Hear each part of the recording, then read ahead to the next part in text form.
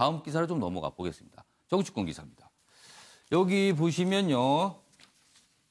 제목이 일단 달려있는데 어제 국회에서 국회의원 한 분, 바로 자유한국당 송원석 의원 참 많은 비판을 받았고 본인이 해명도 열심히 했습니다. 그 얘기군요. 여기 보시죠. 비정하다. 한부모 가정시설 예산 삭감한 의원의 비난 화살이 쏟아졌다. 이렇게 돼 있습니다. 송원석 의원 얘기인데요. 정의당은요. 이런 비판을 해놨습니다. 그따위로 정치하지 말라. 송원석 의원 해명을 했습니다. 예산의 감정을 앞세우면 혼란이 온다. 그래서 삭감을 한 거다. 이렇게 해명을 했지만 상처받은 분들께는 사과를 드린다. 이렇게 또 밝혔습니다. 내용을 좀 더 자세히 보죠. 이게 어떤 상황인지 여기 설명이 돼 있습니다. 송원석 자유한국당 의원은 지난 25일 국회 예산결산특별위원회, 그러니까 예산을 논의하는 자리에서 한부모 가정시설 지원 예산 61억 원에 대해서 이 사업이 중요하다는 것은 충분히 동의하지만 모든 것을 국가가 책임지는 것은 곤란하다며 전액 삭감을 주장을 했습니다. 이에 김용진 기재부 차관은 울먹이며 이렇게 절했습니다. 울먹이며 예산을 삭감하면 한부모 시설에 있던 아이들이 나중에 고아원으로 간다 그러면서 삭감하지 말아달라고 했으나 송원석 의원은 삭감을 계속 주장했어요. 그리고 이 얘기가 알려지면서 어제 엄청난 여론의 비판이 있었습니다. 자, 이 상황을 좀 어떻게 봐야 되는 거지? 일단 배종호 교수께서 좀 이 상황, 국민들이 사실은 조금 분노를 했습니다, 어제. 물론 송원석 의원은 적극적으로 해명하고 설명을 했습니다, 상황을. 이제 좀 상황을 알기 쉽게 설명을 하자면 네. 한부모 가정의 지원 예산 61억이 책정이 되어 있는데 자유한국당의 송원석 의원이 이걸 전액 삭감을 해야 된다라고 주장을 하니까 특히 정의당에서는 이제 그따위로 정치하지 마라.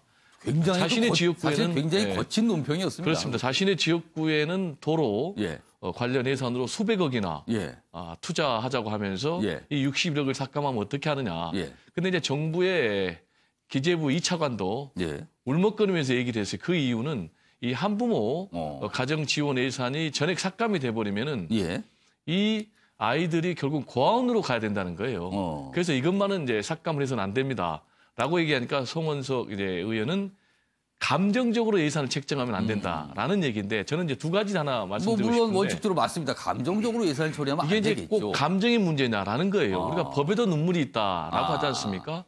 그런데 국민 정서를 우리가 외면해서는 안 되고 그다음에 절박성 또는 시급성이 있느냐라는 부분인데 이거는 굉장히 제가 볼 때 필요한 부분 같아요. 그리고 또 하나는 정책적인 면에서 지금 한국당이 주장하는 것이 출산주도 성장 정책 아니겠습니까? 그래서 저출산 문제에 대대적으로 예산을 투입을 해야 된다. 지금 정부가 제출한 예산안과 다른 그런 의견을 내놓고 있거든요. 그러면 그 정책 방향하고는 서로 상반된 것이다. 그래서 이 두 가지를 좀 말씀드리고 싶습니다. 최규철 변호사, 한국당 당 차원에서는 이 문제를 좀 어떻게 보고 있을까요? 글쎄 제가 당연히 핵심이 있지 않아서 정확히 모르겠습니다만은 보도된 내용을 보면은 송원석 의원께서 뭔가 좀 사안을 잘못 이해하고서 이해하고 접근한 것 같습니다. 보니까 송원석 의원은 보니까 이 사업 예산은 지방 정부가 그동안 해오던 일 아니냐 이렇게 봤던 것 같습니다. 근데 실상은 보니까 이제 정부가 그 지방 예산과 매칭으로 이렇게 이제 하려는 신규 사업이었던 것 같아요. 근데 따지고 보면 61억은 오히려 그 취지에 본다면 오히려 적은 느낌이 드는 액수죠. 따지고 그렇죠. 보면. 지금 국회 논의되고 있는 여러 가지 큰 항목들 예산을 보면 61억은 그다지 많아 보이진 않습니다. 많아 보이지 않죠. 또 어떻게 보면 한부모 가정이라는 것은 이제 미혼모도 포함되는 것 같고 또 이혼이나 다른 또 부모님 사망으로 인해서 한부모님이 된 가정, 또 조손 가정 이런 가정을 다 포괄해서 복지 사각지대가 없도록 하자는 취지인데 어떻게 보면 그런 데는 더 많은 지원이 가도록 해야 되겠죠. 근데 송원석 의원께서 아마 지방 지방정부가 그동안 쭉 해오던 사업으로 착각했던 것 같습니다. 뭔가를 좀 놓쳤다. 그렇죠. 뭔가 좀 제대로 알고서 접근했으면 좋지 않겠느냐 하는 아쉬움이 남습니다. 아무튼 저 일이 있었는데 참 비난 여론 대단했습니다. 김상일 평론가. 예, 제가 예산을 좀 오랫동안 한 사람으로서 좀 말씀을 드리면요. 기본적으로 이 예산에서는 이제 중앙 정부의 사무와 지방자치 사무가 좀 나뉘어져 있어요. 법으로 이렇게 별표를 만들어 가지고 구분을 합니다. 근데 이제 지방자치 사무 중에서 중앙이 좀 나서서 해야 된다는 걸 점점 늘려가고 있죠. 왜냐하면 복지의 요구가 늘어나고 있고 그렇기 때문에 점점 늘어나고 있습니다. 근데 이제 저는 여기서 제가 좀 드리고 싶은 얘기는 뭐냐면 제가 악역을 좀 자제해야 될 것 같은데 기본적으로 예산이 이렇게 그 기자분이 들어가셔가지고 그 취재하는 과정에서 하나하나의 예산 사안을 감성이나 감정에 호소하거나 정치에 호소하는 이런 방식으로 기사화되는 거에 대해서 저는 굉장히 우려스럽다는 생각을 합니다. 그래서 내부에서 그런 이야기를 자유롭게 하게 해줘야지 앞으로 김용진 차관이 뭐 예산과 관련한 얘기를 할 때 자유로운 이야기를 그 안에서 할 수 있겠습니까? 이렇게 감정적으로 이렇게 저기를 해버리면 그건 좀 어려울 거라고 생각하고요. 그리고 그 아까 그 비정하다는 표현을 우리가 주목하는데요. 그렇게 시작을 하면 비정한 부분은 너무 많습니다. 왜냐하면 국가 예산은 굉장히 제한돼 있고요. 그리고 그 예산을 요구하는 쪽은 너무너무 많죠. 그래서 좀 아까 배정호 교수님이 말씀하신 대로 그거를 절박성이라든가 시급성이라든가 사회에서 우선순위를 정해가지고 하나하나 늘려나가는 방향은 맞는 거예요. 그렇지만 이제 송원석 의원이 하는 얘기는 본인이 이 차관 예산실에서 오랜 동안 일을 했는데 이런 식으로 계속해서 그리고 좀 아까 얘기했는데 61억의 숫자를 가지고 또 얘기하는데 그건 또 제가 좀 볼 때 맞지 않다고 보는 게요. 그 경직성 경비와 사업성 경비가 있는데 사업성 경비는 그 사업이 끝나면은 그 돈을 다른 데 또 쓸 수 있습니다. 근데 이런 돈들은 한번 지급이 시작이 되면 계속 늘려가면서 계속 그 나가야 부분은 된다는 경직화되기 때문에 그런 부분을 우려한 발언일 수도 있거든요. 그래서 제가 뭐 물론 송원석 의원의 입장에는 반대하지만 그 입장에 따라서 이 발언은 충분히 나올 수 있는 발언이기 때문에 그 안에서 여야가 있고 입장이 다른 사람들이 있기 때문에 치열하게 논쟁해서 합의에 이르게 놔둬야지 이거를 바깥에서 감성적으로 이야기를 해가지고 한쪽으로 이렇게 몰고 가는 거는 좀 제 생각이 좀 맞지 않는 방식이 아니냐 이런 김상일 평론가께서는 좀 다른 관점에서 이 사안을 좀 설명해 주셨고 정구화 위원님. 사실 이번께 더 여론이 조금 들끓었던 게 송원석 의원 지역구 예산으로는 수백억의 간다. 뭐 관련해서 있다. 이런 것 때문에 같이 하려고 더 그랬었거든요. 김용진 차관의 그런 그 표정 자체도 그러니까 이 송원석 의원은 그 예산실장도 했고 그 예산 담당 기재부 이채관에서 이 내용을 누구보다 잘 압니다. 그러니까 사실은 예산을 지금 이제 국회에서 통과시켜야 되는 정부로서는 여든 야든 적어도 예산실 출신 의원이면 이 내용들을 속속들이 너무 잘할 것이다. 그러니까 서로 다 나름대로 이해를 구하는 측면이 있고 또 지역 의원의 예산을 배정할 때 뭐 직접적인은 아니지만 배려하는 측면들이 상당히 있고 물밑에서의 논의가 이게 상당히 오래됐을 겁니다. 그런데 지금 이제 예산이라는 것이 여야 정쟁에 그대로 치달으면서 이게 계속 뭐 야당에서 보이콧하면서 진전이 안 되잖아요. 그 와중에 예를 들면 어려운 아이들을 위한 이 예산 자체가 문제시 되니까 지금 이제 여론이 좀 들끓고 있는 것인데, 근데 예산에 대해서 뭐 심의라는 게 굉장히 중요한 거죠. 제대로 어떻게 쓰여지느냐. 근데 그 부분에 대해서 모든 우리는 예산 처리되면은 정치 쟁점한단 말이에요. 그러고 논의 심의를 충분히 하지 않고 시간에 끌려서 마지막에 물밑에서 쪽지 예산이요 서로 다 뭐 나눠먹기식 이런 형태로 가는 것. 이 부분에 대한 안타까움을 좀 거시적으로 볼 필요가 있다. 저는 이런 생각을 합니다. 자, 61억 원의 예산. 그 예산을 가지고 참 많은 분들의 많은 이야기가 지금 오늘 나왔습니다. 그래서 오늘 저희가 기사로 한번 소개해 봤습니다. 자, 이번엔 이재명 경기지사 얘기로 잠깐 넘어가 보겠습니다. 여기 있습니다. 김혜경 씨 옛 휴대폰 최근 사용 흔적 포착. 그런데 검찰 압수수색을 어제 벌였으나 허탕쳤다. 이재명 지사의 집과 집무실 긴급 압수수색. 김 씨 측 어디 있는지 모른다. 그 문제의 핸드폰, 교체했다는 핸드폰. 압수수색에서나 못 찾았고요. 최근에 사용 흔적이 포착이 됐다. 뭐 이런 기사군요. 자, 그리고 옆에 기사 하나 더 보죠.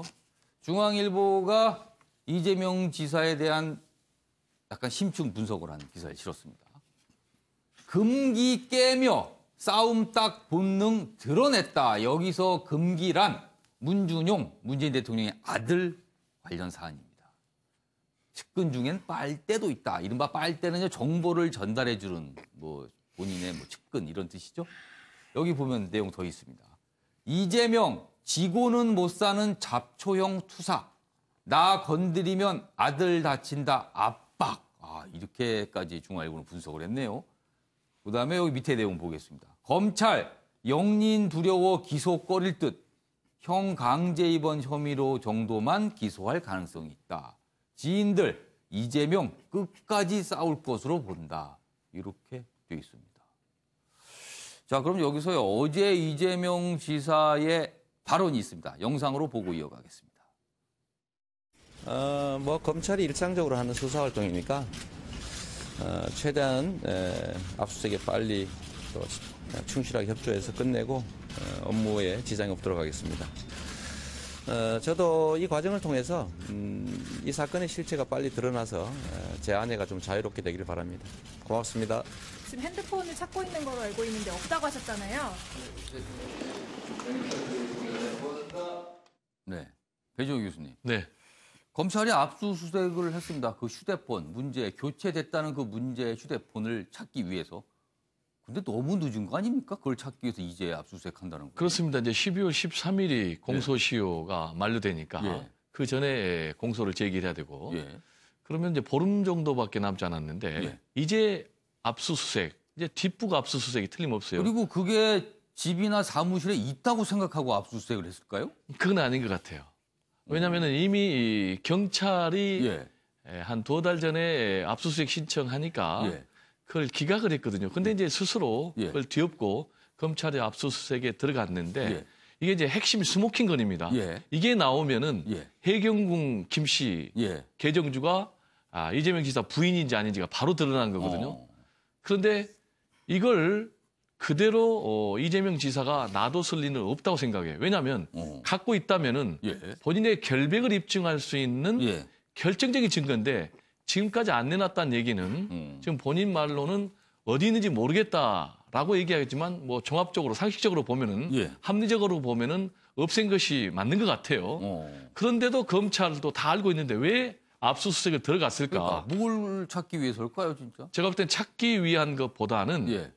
이재명 지사는 범죄자다라는 이미지를 강화하기 위한 것. 그리고 핵심 스모킹건 예. 증거를 사실상 증거인멸했다라는 부분을 부각하기 위한 것으로 저는 해석을 합니다. 그럼 왜 이런 게 필요하냐? 예. 결국 이제 검찰에서는 기소를 해야 되거든요. 예. 그러려면 국민 여론이 굉장히 중요하거든요. 예. 또 하나는 기소 후에도 법정 다툼을 해야 되거든요. 그렇죠. 공소 유지를 해야 됩니다. 그렇습니다. 그래서 이 두 가지를 염두에 둔 사전 포석이 아닌가 이렇게 생각이 됩니다. 그럼 실제 뭘 찾기 위한 게 아니라 그 기소 이유를 좀 감안을 한 압수수색을 어제 벌인 것이다. 자, 이런 와중에 방금 화면에 봤지만 이재명 지사의 표정, 굉장히 큰 당황 아니면 부담 이런 거 없어 보이고 좀 어떻게 보면 편안해 보이기도 합니다. 그런 상황을 설명하는데 정갑 위원님, 네. 어제 이재명 지사가 그 이국종 아주대 교수가 또 유튜브 생방송까지 했어요. 그러면서 굉장히 어떻게 보면 도정을 그대로 하고 있고 여유 있는 모습까지 좀 비춰집니다. 이재명 입장에서 자꾸 정치 쟁점화하는 예. 것이 바람직하지 않다고 보는 것이죠. 예. 그러니까 지금 여권 여당의 움직임도 그렇고 어쨌든 여러 가지 해석들은 있을 수 있을 겁니다. 그러니까 예. 지금까지도 추론, 추정, 해석 이 부분에 대해서 이제 문제들이 계속 증폭되는 상황인데 일단은 이 지사 입장에서는 그런 것이죠. 그러니까 어쨌든 1차 경찰 조사가 있었고 이제 예. 2차 검찰에서 기소 여부를 판단을 하게 될 텐데 이 지사 입장에서는 기소라는 것이 철저한 물증 증거에 의해서 만약 혐의가 있으면 법과 원칙에 따라 하는 것이고 예. 없고 아니다라고 예. 미흡하다라고 하면은 그것이 또 다른 결론이 예. 나올 수 있다라는 기대를 또 갖는 측면도 있어 보입니다. 예. 그리고 만약에 기소됐을 경우는 3차 이제 대법원 법원 판단이라든가 그러니까 법리적인 어떤 절차에 따른 과정을 염두에 두는 것이지 예. 본인은 결백하다고 여전히 지금 주장하고 있고 그다음에 뭐 스모킹 건이라고 곳곳에서 얘기를 하고 있습니다만 아직 결정적인 물증이 나오질 않고 있거든요. 검찰, 경찰이 과연 어떤 것을 갖고 어떤 식으로 갈지는 지금 아무도 예단하기 어려운 상황이기 때문에 이 지사 입장에서는 뭐 지금 담담히 도정에 충실히 임하겠다라는 그런 입장을 견지하고 있는 것이죠. 그러니까 이것은 근데 어제 그 압수수색 관련해서는 또 다른 해석들이 나오는 것이 경찰이 그 압수수색하겠다고 요청을 했는데 검찰에서 기각을 했단 말이죠. 하지 마라. 근데 뒤늦게 다시 또 검찰이 한 거에 대해서 도대체 이게 뭐냐. 이제 배종호 교수께서는 이 기소 이유를 뭔가를 감안한 거다 이렇게 해석을 해주셨어요. 그건 이제 두 가지 해석이 있을 수 있죠. 가봤더니 없더라. 물증이 없어서 이게 기소가 안 된다라고 할 수도 있는 것이고. 그 아까 말씀하셨듯이 아니 이거는 뭐 이미 뭐 은폐하고 없앤 거 아니냐. 그거는 해석도 그러니까 해석을 가지고 논하면은 여기서는 지금 답이 안 나올 것 같아요. 그러니까 그 부분에 대해서 그러면 검찰이 왜 그랬을까. 뭐 여러 가지 해석이 있습니다. 뭐 어쨌든 간에 이제는 뭐 조만간 검찰도 이 부분에서 판단을 해야 되는 것이니까 사법적 과정 절차를 좀 지켜볼 필요가 있어 보입니다. 검찰은 12월 13일까지 결정을 해야 됩니다. 그때가 시한이거든요. 자, 김선일 평론가. 민주당은 지금 계속 침묵하고 있습니다. 오히려 그렇습니다. 다른 야당에서 뭐 제명하라, 탈당시켜 이런 주장이 나오고 민주당은 별다른 얘기가 없습니다. 민주당의 침묵 계속 이어지는 건가요? 지금 그럴 수밖에 없지 않겠습니까? 예를 들어서 지지자가 갈리고 있고요. 그리고 그 지지자도 그냥 지지자가 아닌 열혈층이 있는 후보 되게 정치인들이라서 열혈 지지자들이 갈리고 있습니다. 그래서 그 국회의원을 제가 만나서 이야기를 좀 들어봤는데요. 그 조금만 이재명 지사와 관련된 비판을 하면 문자와 욕설이 엄청나게 쏟아진답니다. 문자 폭탄. 네네네. 그래서 그 의원께서 하시는 말씀이 저한테 그러더라고요. 웬만한 의원이 이재명 지사를 비판할 수 있겠느냐. 뭐 전화를 걸어서 욕을 하다가 전화를 안 받으면 문자로 전화를 왜 안 받냐 이 XXX야 뭐 하면서 뭡니까? 계속 이재명 지사가 그만큼 열성 지지자들을 그렇죠. 열혈 지지자들이 있는 층이라는 거죠. 이제 소위 말하는 저희 여당의 층 중에서 열혈 지지층이 있는 그룹들인 거예요, 이게. 그러니까 그 그룹의 갈등이 당 입장에서는 폭발하면 좋을 게 하나도 없습니다. 어떻게든 매니지를 어느 정도, 그러니까 관리를 어느 정도 해야 되는 부분이 있는 것이고요. 그리고 이 논란 자체가 당으로서는 계속 지속되는 게 좋지 않습니다. 이게 왜냐하면 기본적으로 이게 정치라는 것이 법적으로 잘못됐냐, 잘 됐냐 이것만 따지는 게 아닙니다. 법은 그 도덕이나 윤리의 최소한인 것이죠. 그러면 정치라는 건 그걸 넘어서는 모범. 그리고 사람들에게 뭔가를 교훈을 줄 수 있는 거. 그러니까 좋은 거를 보여주는 거를 지향해야 되는 건데요.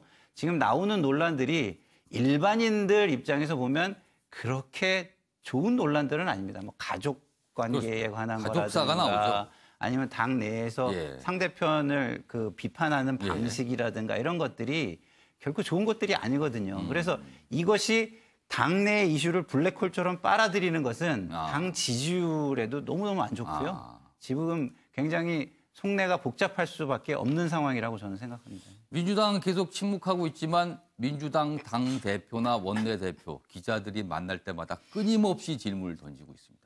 그러나 지금은 계속 침묵 중입니다.